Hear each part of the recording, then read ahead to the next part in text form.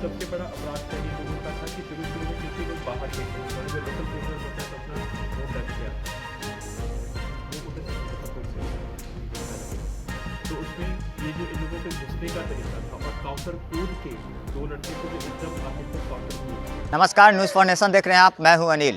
राजधानी पटना में लूट का आतंक मचाने वाला लुटेरा गैंग पुलिस के हत्थे चढ़ गया है। ऐसे में देखा जाए तो पटना में अगर बात करें तो नवंबर माह में लगभग 6 नवंबर से 28 नवंबर तक आधा दर्जन मामलों को अपराधियों ने अंजाम दिया था, जिस मामले का खुलासा पटना पुलिस ने करते हुए इस मामले में संलिप्त लुटेरे गैंग के 9 सदस्यों को गिरफ्तार किया है।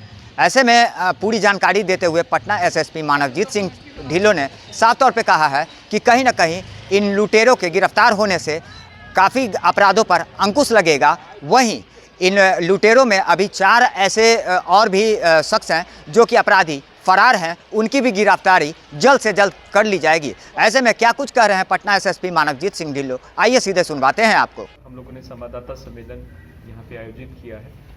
एक बहुत ही महत्वपूर्ण उपलब्धि है पटना पुलिस की। आप सभी अवगत हैं कि नवंबर माह में 6 नवंबर से लेकर 28 नवंबर तक गर्दनीबाग और फुलवारी थाना क्षेत्र में तकरीबन 6 घटनाएं हुई, जिसमें 3 मेडिकल शॉप्स को और 3 ज्वेलरी शॉप्स को लूटा गया, डकैती हुई उन शॉप्स में।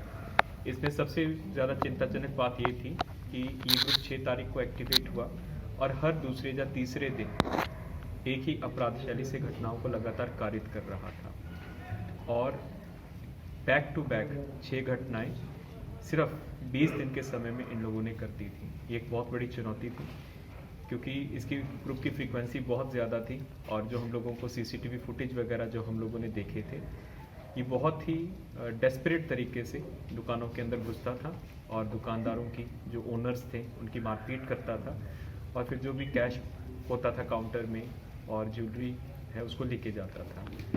और ज़्यादातर शाम के समय जब थोड़ा सा संध्या होती है और अंधेरा होता है, उस वक्त सबसे ज़्यादा 5 घटनाएं उस समय अवधि में इस ग्रुप ने की। क्योंकि एक विशेष चुनौती थी तो एक हम लोगों ने विस्तृत टीम का गठन किया, जिसमें नगर पुलिस अधीक्षक पश्चिमी, नगर पुलिस अधीक्षक मध्य एवं नगर पुलिस अधीक्षक पूर्वी, तीनों एसपी साहिबान को लगाया गया। साथ में अनुमंडल पुलिस पदाधिकारी सचिवालय, अनुमंडल पुलिस पदाधिकारी फुलवारी शरीफ, अनुमंडल पुलिस पदाधिकारी मसौड़ी और थानाध्यक्ष फुलवारी, गर्दनीबाग, जानीपुर, बियोड़, मसौड़ी और भगवानगंज और धनरुआ, टोटल 7 थाना की टीम इसमें लगी।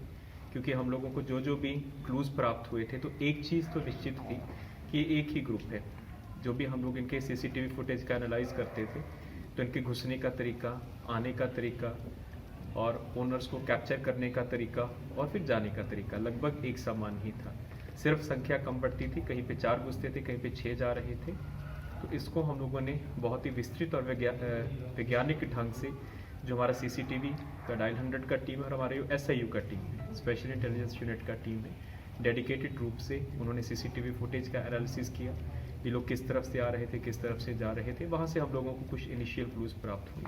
उसके बाद हम लोगों ने जो टावर डंप का एनालिसिस किया वहाँ से मिला।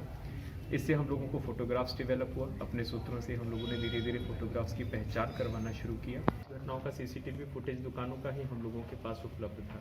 तो इसका जो सबसे बड़ा अपराध शैली इन लोगों का था कि शुरू में क्योंकि लोग बाहर के थे, मसौड़ी का लोकल क्रिमिनल होता है तो अपना मुंह ढक के आता है, वो उधर से मुजफ्फरपुर से हुआ है, अभी 1 घंटा लगेगा। तो उसमें ये जो इन लोगों के घुसने का तरीका था और काउंटर कूद के 2 लड़के थे जो एकदम आते थे और काउंटर कूदते थे और वो शुरू में वो मास्क नहीं पहनते थे। तो हम लोगों ने, जो हमारे पास बड़ी प्रणाली उपलब्ध है, व्यवस्था उपलब्ध है, हम लोगों ने इनकी फोटोग्राफ्स विकसित कराई थी और उसके बाद हम लोगों ने इन फोटोग्राफ्स का हम लोगों ने मिलान करवाया था और उसी में ही इनकी पहचान हम लोगों ने कराई थी। दूसरा था कि इन लोगों का समय, 5 घटनाएं इन लोगों ने जो शाम का 6 और 9 के बीच का समय, यानी कि जब अंधेरा हो जाता है, वहाँ से पता चला कि उसी टाइप की स्ट्राइक करते। केवल गर्दनीबाग की घटना 18 तारीख की जो उन्होंने अर्ली मॉर्निंग की थी, तकरीबन 10 बजे की थी, बाकी सभी घटनाएं इनकी शाम के टाइम की थी। तो जाहिर सी बात है, राजधानी पटना में लुटेरे गैंग का पर्दाफाश हो चुका है और पटना पुलिस ने सफलतापूर्वक इस पूरे मामले का उद्भेदन भी कर दिया है।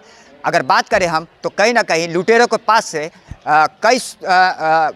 कई आपत्तिजनक सामान के साथ साथ स्वर्ण आभूषण, 2 पिस्टल, एक देसी कट्टा और 36 जिंदा कारतूस के साथ साथ 2 चोरी की बाइक भी बरामद कर ली गई है। तो ऐसे ही लगातार हमारी छोटी बड़ी खबरों से अपडेट रहने के लिए देखते रहें न्यूज़ फॉर नेशन।